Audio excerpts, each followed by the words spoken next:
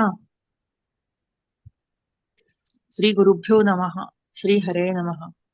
श्री वादिराजाचार्य कृष्णाचार्य वरखेडकर यांच्या प्रवचनांच्या मालिकेतील श्रीमदानंद तीर्थ भगवत पादाचार्य प्रणीतम श्रीमद भगवत गीता तात्पर्यम प्रथमोध्यायः प्रवचन चौथे.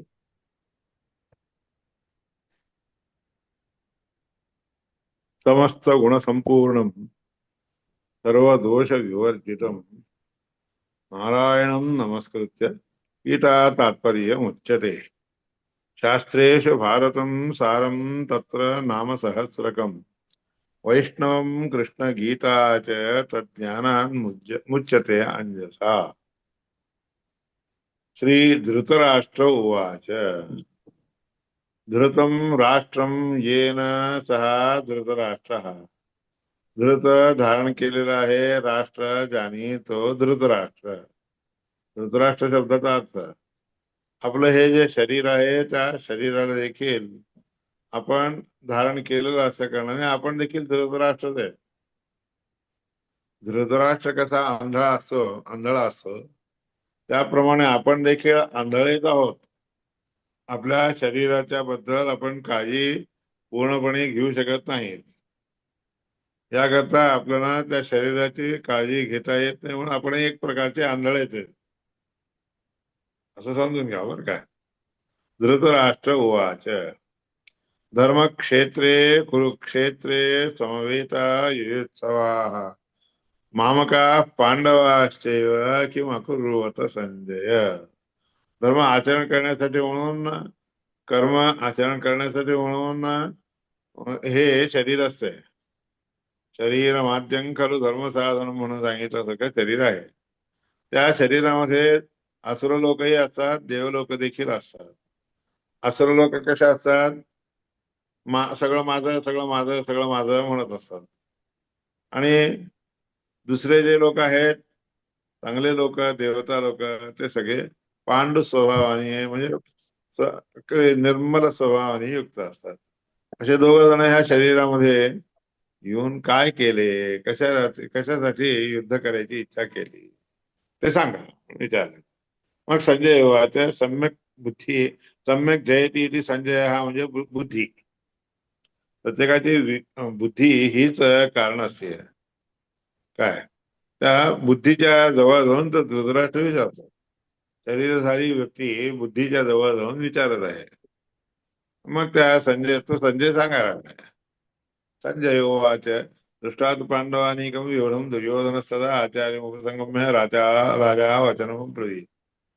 आता पांडव समूहानं म्हणजे सैन्याला बघून दुर्योधन चांगल्या रीतीने रचलेल्या पांडवाची सेना बघून आचार्यांच्या जवळ येऊन बोला.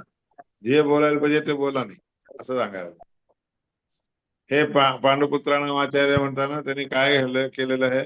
हे पांडुपुत्रांचे आचार्य पहा, ही महान असणाऱ्याची भूमी चमू म्हणजे सेना पहा. जी सेना द्रौपदपुत्र आणि तुझ्या शिष्यानी बुद्धिमान असणाऱ्यांनी रचलेली आहे. कारण द्रुपदपुत्र द्रुपदाशी त्याचा द्वेष होता. द्रोणाचार्यांचा द्रुपदाच्या बरोबर द्वेष होता. द्वेष असल्या कारणे त्याच्या मुलाला म्हणजे तुझ्याजवळ शिकायला पाठवलं, द्रोणाचार्याकडे पाठवलं. आणि त्या द्रोणाचार्याला विशेष द्रोणाचार्यांनी त्याला धृष्टद्युम्नाला म्हणजे द्रुपदपुत्राला जे आहे सगळं सांगितलं. या ठिकाणी महान शूर असणारे महेश्वास असणारे भीमा अर्जुनासारखे लोक आहेत. युधान आहे, विराट आहे, सात्यकी आहे, काय सगळे एकापेक्षा एक आहेत. द्रुपद महाराज आहे, विराट राजा आहे, धृष्टकेतू आहे, चेकितान आहे, काशीराज आहे, पुरुजित आहे, कुंती आहे, भोज आहेत, शैब्य, नरपुंग, युधामन्यू, विक्रांत असणारा, उत्तम वीरवान असणारा, प्रकाश पराक्रमी असणारा, सुभद्रेचे मुलं सगळे, द्रौपदीचे मुलं सर्व एव महारथ, सगळेचे सगळे महारथी आहेत. अस्माकं तु विशिष्ट आहेत आणि निबोध द्विजोत्तम. आपल्या मध्ये कोण विशेष आहे त्याबद्दल सांगतो. ऐक. नायका सैन्य संज्ञासन ब्रवीमि ते भीमा भवान भीष्मच्या कर्णच्या कृपच्या समितीचे. माझ्या सैन्याचे नायक कोण आहेत ते तुम्हाला समजून घ्यावं म्हणून आपले कोण तुपले कोण म्हणून तुम्हाला समजावं म्हणून या उद्देशाने सांगतो तुला म्हणले. तुम्ही आहात भीष्माचार्य आहे, कृष्ण कर्ण आहे, कृपाचार्य आहे, समितींजय आहे, सत्ताम आहे, कर्ण आहे, सोमदत्ती आहे. अनेक भाव हा शूर आहे. सगळे ते शूर आहेत माझ्यासाठी म्हणून जीव सोडलेले, जीव सोडायला तयार झालेले असे नाना शस्त्र प्रमाण अनेक प्रकारचे शस्त्र अस्त्र आयुध इत्यादी का वापरणारे सगळे युद्धामध्ये विशारद असणारे सर्वे अयुद्ध विशारदा म्हणून देखील अर्थ करतात. अपर्याप्तम तद अस्माकं बलम भीष्माभिरक्षणम, भीष्माचार्याने रक्षण केलेलं असं आपलं आपलं दळ कसं आहे, सेना कशी आहे, पर्याप्त नाही, पुरेसं नाही वाटत. पण भीमसेनाने रक्षण केलेलं हे त्यांचं जे बळ आहे ते पुष्कळ आहे, पर्याप्त आहे म्हणून सांगितलेलं आहे. अयनेषु तु सर्वेषु यदा भागमवस्थितः, सगळेजण आपल्या आपल्या जागामध्ये चांगले सुरक्षितपणे राहा. भीष्माची रक्षा करा बस. कारण तो भीष्माच्या रक्षणाने, भीष्माची रक्षा केली तर ते तर आपल्याला सगळ्यांना बघतील. भवन्तः सर्वे तस्य संजय हे त्या म्हणजे ह्याला दुर्योधनाला आनंद उत्पन्न करून देण्याचा, हर्ष उत्पन्न करून देण्यासाठी म्हणून भीष्माचार्य सगळ्या असलेल्या लोकांमध्ये श्रेष्ठ होते म्हणून त्यांनी आधी शंख वाजवला. शिवनाद करून मग उत्तम असणार असा शंख वाजवला. प्रतापी असणाऱ्या भीष्माचार्याने शंख वाजवल्यानंतर सगळे लोक शंख वाजवले. भेरी, पणव, आनक, गोमुख, डक्का इत्यादी सगळे वाजवायला सुरू केले. आधी भीष्माचार्याने वाजवलं, त्याच्यानंतर सुरू केलं. तो शब्द जे आहे व्यापून गेलेला आकाशामध्ये. त्यानंतर श्वेत घोड्यावर बसून, महान अष्टाध्यायाच्या रथामध्ये बसून माधव आणि पांडव म्हणजे अर्जुन हे दोघ जण दिव्य असणारे शंख वाजवलेले आहेत. पांचजन्य ऋषिकेशाने वाजवलेलं आहे. देवदत्त धनंजयाने वाजवलेलं आहे. पौंड्र म्हणून जे आहे महाशंख भीमाने, भयानक काम करणाऱ्या भीमाने वाजवलेला आहे वृकोदराने. अनंत विजय नावाचा कुंतीपुत्र असणाऱ्या युधिष्ठिराने वाजवलेला आहे. नकुल, सहदेव या दोघांनी सुघोष आणि मणिपुष्पक नावाचे शंख वाजवले. काशी राजाने जे आहे शिखंडी इत्यादिकांनी सगळ्यांनी आपल्या आपल्या रथामध्ये बसून शंख वाजवलेले आहेत. दृष्टद्युम्न, विराट, सात्यकी हे देखील अपराजित असणारे असे सगळे लोक आपले आपले शंख वाजवलेले आहेत. द्रुपद, द्रौपदी सर्व त्या सगळे जण पृथ्वीपती सौभद्र, महाबाहू शंखान रत्नोत्पदक पदक वेगवेगळे शंखाचे शंख वाजवले.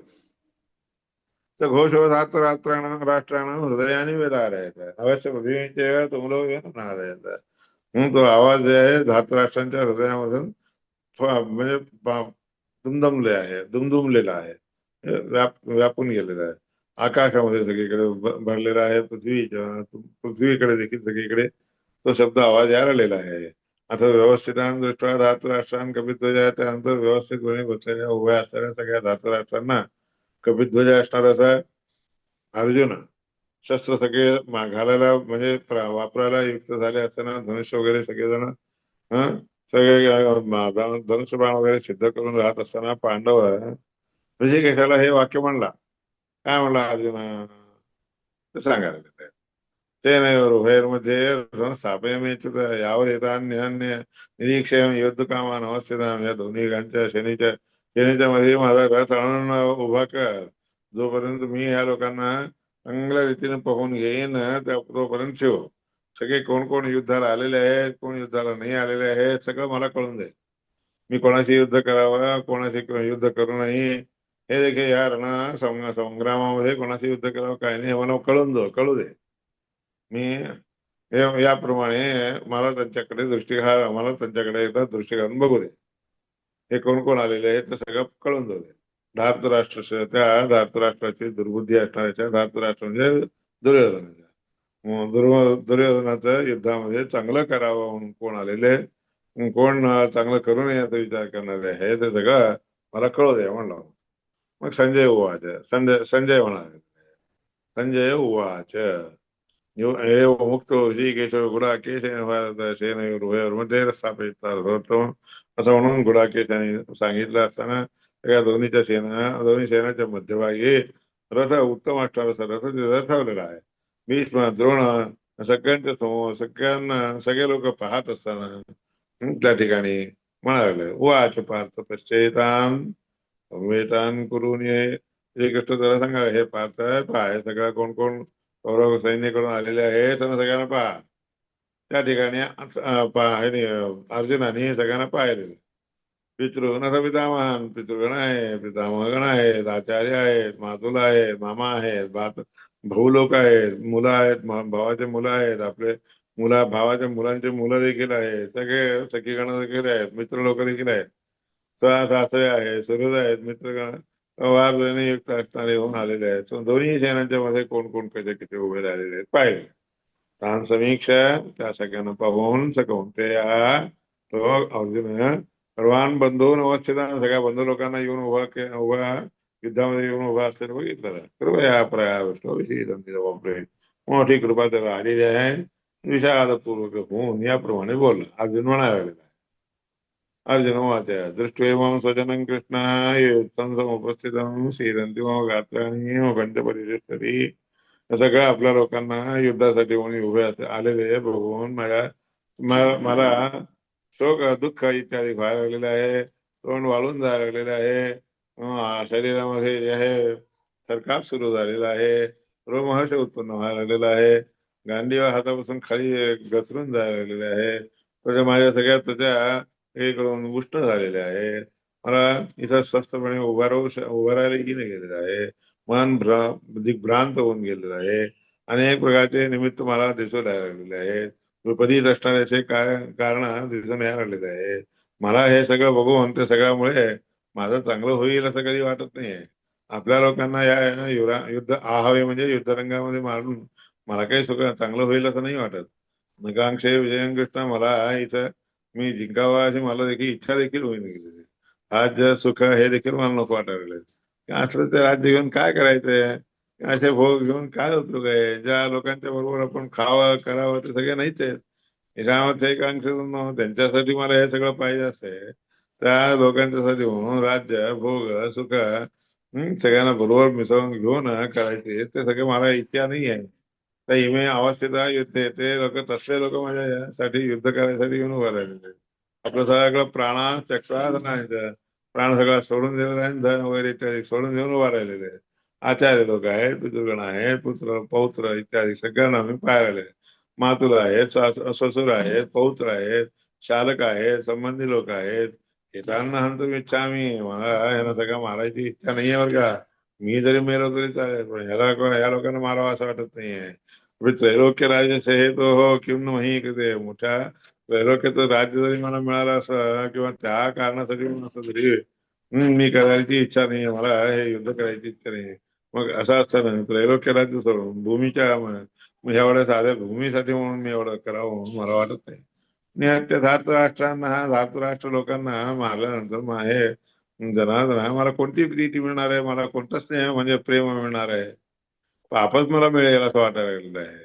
अद्वैतान आतताई जरी ते लोक असले तरी देखील त्या लोकांना मारून मला काही मिळणार नाही. पापच मिळेल. तसं नारहा म्हणतो मला म्हणून या करता त्यांना मारावी याची इच्छा नाहीये. धातराष्ट्रांना स्वतः सगळ्या बांधवांना सगळ्यांना मारायची इच्छा नाहीये. तो हे कथम महत्व आपल्या लोकांना मारून कशावर मी सुखी होईन हे माझा सांग. ह्या लोकांना जरी हे इच्छा नसते, हे लोक जरी पाहत नसते, सगळ्यांना लोभ चढलेला आहे. त्या लोभामुळे मन सगळं बिघडून गेलेलं आहे. आणि ते तसं त्यांना कळत नाही. कलक्षय कृतम द्रोहम कुलक्षय. कुलामध्ये कुलाचा नाश होतो म्हणून याप्रमाणे हे काही एक मोठा दोष आहे. हे दोष पाहत असून देखील ते लोक त्या दोषाच्या मागे लागलेले. हे जनार्दना मला सांग. कुलक्षय कृतम दोषम प्रपश्यते जनार्दन. कुलक्षय प्रणश्यंती कुलधर्मात्मा. कुलाचा नाश केला तर कुलाचे धर्म जे असतात की नाही प्राचीन काळापासून करत आलेले ते सगळे नष्ट होऊन जातात. आणि अधर्म घडा लागतो हातातून. अधर्म सुरू केला म्हणलं की कृष्णा सगळ्या स्त्रिया सगळ्या दूषित होऊन जातात. कुलस्त्रिया सगळ्या दूषित होऊन जातात. सगळ्या स्त्रिया सगळे दुष्ट झाले म्हणल्यावर हे वाट नाही आहे. वर्णसंकर होतं. ह्याच्या बायकोला ह्याच्या बायकोपासून दुसरीच्या बायकोपासून असं काहीतरी वर्णसंकर होतं. संकर हा कसा असतो. संकर म्हणजे वर्णसंकर हे कोणाला कारणीभूत कशाला कारणीभूत आहे. नरकालाच कारणीभूत. कुलहत्या कुलाचा नाश करणाऱ्या लोकांना असा नरकच मिळतो. पश्चांती पितरो हे श्याम यांचे पितृगण जे आहेत लुप्त पिंड उदक क्रिया ते लोक दिलेलं पिंड उदक क्रिया वगैरे काहीही घ्यायला येत नसतात. ते नरकामध्ये जातात. ते कुलग्नानाम या सगळ्या दोषांच्यामुळे कुलग्न असणाऱ्या लोकांच्या दोषामुळे वर्णसंकर कारक असणारे असे सगळे जे काही कार्य आहे ते उत्साह जनते जाती धर्म त्याच्याने काय होतं, जाती धर्म जो असतो की नाही तो सगळा नष्ट होऊन जातो. कुलधर्म सगळा नष्ट होऊन जातो. उत्सन्न कुलधर्माना ज्यांचा कुलधर्म सगळे भ्रष्ट होऊन गेले नष्ट होऊन गेलेले असतात त्या मनुष्यांचे हे जनार्दन नरकामध्ये नियतपणे वास होतो. म्हणून मी ऐकलेलं आहे तो महत् पापम कर्तुम व्यवस्थित आहे म्हणून याकरता मोठं पाप करायला आपण चाललेलो आहोत. जे राज्य सुखाच्या लोभामुळे स्वतःचे लोक जे आहेत त्या लोकांना मारायला म्हणून आपण तयार झालेले आहेत. यदि मा प्रतिकार अशस्त्र मी कोणतेही प्रतिकार न करणारा शस्त्र वगैरे न वापरणारा कोणी शस्त्र हातामध्ये धरून येऊन मारले तरी चालेल. धातराष्ट्र रणेहन्य धातराष्ट्राने येऊन मला रणामध्ये हत्या केली तरी मला ते क्षेमकारक आहे असं अर्जुन जेव्हा श्रीकृष्णाला म्हणलेलं आहे. संजय वाच संजय म्हणत आहे हे मुक्त अर्जुन संख्ये रथो वस्तू उपाविशत शापम शोक संविघ्न मानस त्याप्रमाणे शोकाने युक्त होऊन बसले आहे. धनुष्य बाण सोडून घेऊन बसले आहे शोकाने. ओम तत्सदिति श्रीमद्भगवद्गीता ब्रह्मा विद्या योगशास्त्री श्रीकृष्णार्जुन संवादे अर्जुन विषाद योगो नाम प्रथमोध्याय. पहिला अध्याय संपवलेला आहे. श्री गुरुभ्यो नमः. पुढे बोलूया.